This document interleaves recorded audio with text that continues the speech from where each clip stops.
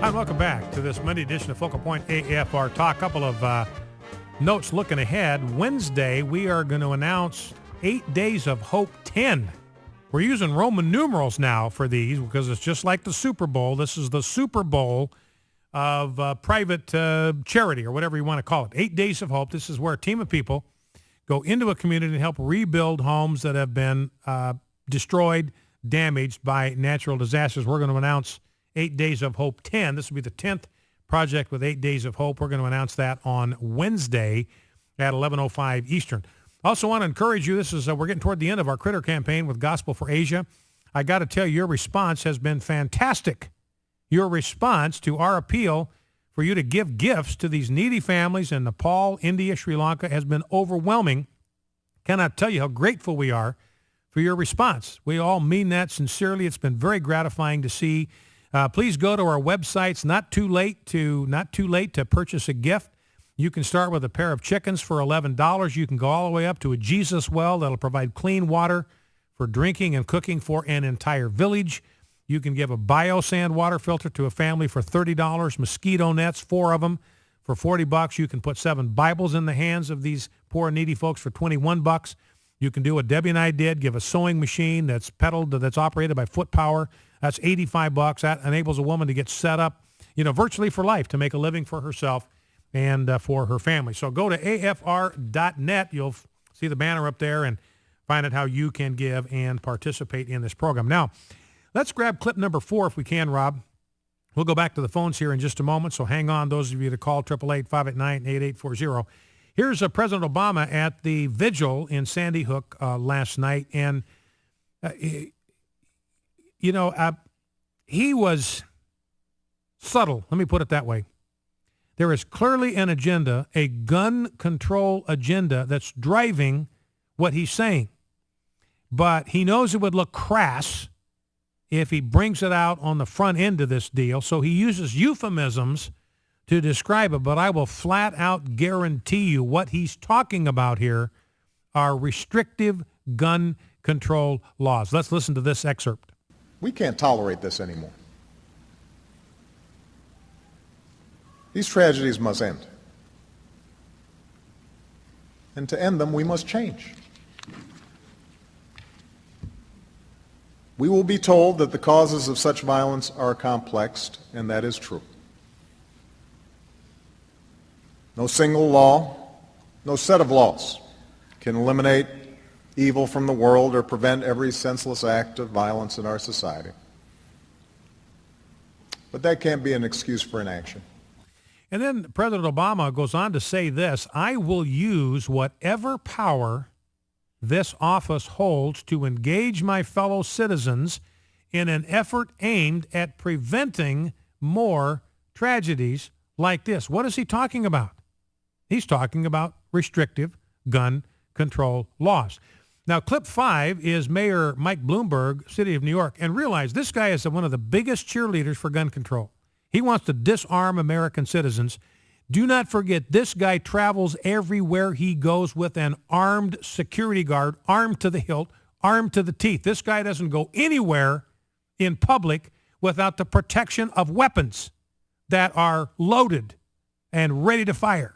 Yet he wants you and me, and he wants our children to be in a place where they do not have the kind of protection that he enjoys routinely. And frankly, ladies and gentlemen, I find that absolutely nauseating. Here's Mayor Bloomberg. If Congress wasn't so afraid of the NRA, and I think I can show you that they have no reason to be, but if they were to stand up and do what was right for the American public, we'd all be a lot better off. And Congress has the ability to do this.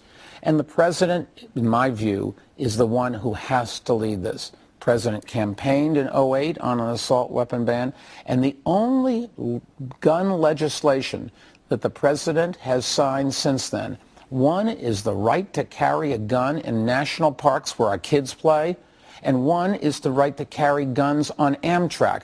I assume that's to stop the rash of train robberies, which stopped back in the 1800s. And this is ridiculous. So that's Mayor Bloomberg. President Obama's got to take the lead. We got to crack down on these assault weapons. And remember, that's just another word for hunting rifle. You hear the word assault weapon, just think hunting rifle. That's what it is. Let's go to Chuck Schumer, clip 6. And Chuck Schumer is out there calling for a ban on hunting rifles. Let's listen. Well, I think we could be at a tipping point for two reasons. A tipping point where we might actually get something done. First, this was not a single incident. It followed a series of others. In the last few months, we've had mass shootings in Oregon and Wisconsin and Colorado. When the public sees these as isolated incidents, they're less upset than when they occur one after the other. And the public will not accept as a new normal one of these incidents every month, these mass shootings. So that's Chuck Schumer. Gerald Nadler, Democrat from New York, he was saying that President Obama must exploit this tragedy. Those are his words, not mine. This is from a piece that was posted on Saturday, 2 days ago, day after the shooting. President Obama must exploit this tragedy. Remember, the Democrats, their philosophy is never let a good crisis go to waste. Rahm Emanuel. So Gerald Nadler out there saying, so, it's just interesting to me that they accuse us of exploiting this, of politicizing this tragedy. It's insensitive what we're doing. And here is a liberal lawmaker out there insisting that the president politicize this thing and exploit it for their political agenda. Here's Dianne Feinstein, clip 7. Here's what she's planning to do as soon as Congress convenes in January. I can tell you that he is going to have a bill to lead on because it's a first day bill I'm going to introduce in the Senate, and the same bill will be introduced in the House, a bill to ban assault weapons. It will ban the sale, the transfer, the importation, and the possession, not retroactively, but prospectively. And it will ban the same for big clips, drums, or strips of more than 10 bullets. So there will be a bill. We've been working on it now for a year. We've tried to take my bill from 94 to 2004 and perfect it. We believe we have. So that's Dianne Feinstein. Ban on hunting rifles. I mean, any gun that can carry a clip. That's what an assault rifle is in their vocabulary. A lot of hunting rifles carry clips. Handguns carry clips. So they want to disarm the American people. Here's David Brooks, clip number 8. This guy's supposed to be a conservative. He's on the PBS NewsHour, and he says, man, if we do this thing, we got to go whole hog. Let's listen. Is that these kind of shootings historically have had no effect on public opinion in the gun debate. And then I guess my final point would be, I think if we're going to control guns, we really have to do it massively. I think, I'm all for getting rid of the assault weapons and machine guns and all that stuff. But if we want to prevent something like this, we have to really think seriously about drastically reducing the number of guns in our society. In particular, this is an old Daniel Patrick Moynihan idea, the number of bullets. It's very hard to control 300 million guns. The bullets are a little easier. So he says the bullets are a little easier to control. Does that remind you of anything? This is exactly what the Crown was about. This is why the Revolution started. This is why the American Revolution started in 1775, is that the Crown was trying to disarm and take the ammo. They were going to these ammo houses, gunpowder. They were trying to get the gunpowder supply from the colonists. You can have all the rifles you want. We're just going to take all your ammo so you got nothing to fire out of those rifles. So they're all about collecting guns, confiscating guns. And this guy's supposed to be a conservative. He says, we've got to get rid of bullets. Let people have guns, just don't let them have bullets. Now, when you look at Dianne Feinstein, Chuck Schumer, Mike Bloomberg, Barack Obama, these are the people. Well, Barack Obama, I don't know, I'm not saying the others are behind it, but Barack Obama, his administration is behind Fast and Furious. I mean, they're doing the exact opposite of trying to control guns. They're trying to get guns sold illegal and into the hands of the drug cartels in Mexico. They did that deliberately. They did it on purpose. And now they want to lecture us about too many guns. Let's go to Larry in Ina, Illinois. Larry, you're on Focal Point. What's on your mind? Brian, I've been listening to you for a long time about this thing about taking God out of the schools, things Yes, like sir. that. Uh-huh. I'm 68. A lot of water under the bridge. Never went to a school, public school, where there was prayer. Mm-hmm. Never in all my life. 4 years of high school, went to every football game, every basketball game because I was in the band. Never a prayer. I don't think we can say that the lack of prayer is a reason for this. I just don't believe it. Children can pray in school. Children can read the Bible in school. There is no law, no court decision that restricts kids from praying in school or from reading the Bible in school. They can do it. I don't think that's a problem. This horror did not originate in the school where there was no prayer.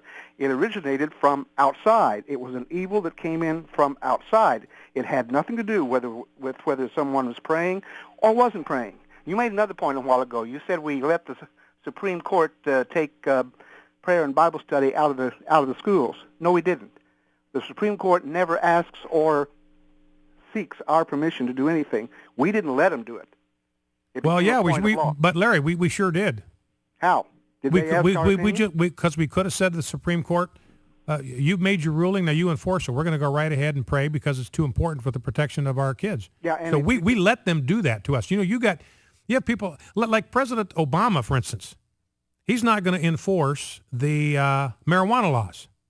He's just not going to do it. Colorado, Washington, you're on your own. I'm going to respect states' rights. It's 1861, state sovereignty. We're not going to enforce the law. So President Obama's got a responsibility to enforce and uphold all the laws. He's not even going to bother with that one. So why should we obey a Supreme Court ruling that is clearly unconstitutional when President Obama won't even enforce constitutional law? See what I'm saying? We let the Supreme Court do that to us. You know, President Andrew Jackson, John Marshall issued a ruling that he didn't like. And President Andrew Jackson said, the justice has issued his ruling, now let him enforce it, and just ignored it. Went right ahead and did it because the philosophy of the founders was that the Supreme Court is not the final word on constitutional issues. Each branch of government has the freedom to make up their own mind what the Constitution means in their sphere of responsibility. And Abraham Lincoln says, look, this policy of deferring to the Supreme Court on every important issue, if we do that, then the people will have ceased to become their own rulers. That's the very definition of tyranny. So, all right, Larry, well, listen, I appreciate your call. I think we have a difference of opinion there. You know, I look at it as, when public officials who exercise the authority of God, remember the scriptures say that there's no authority, political or otherwise, of a political nature, that doesn't come from God.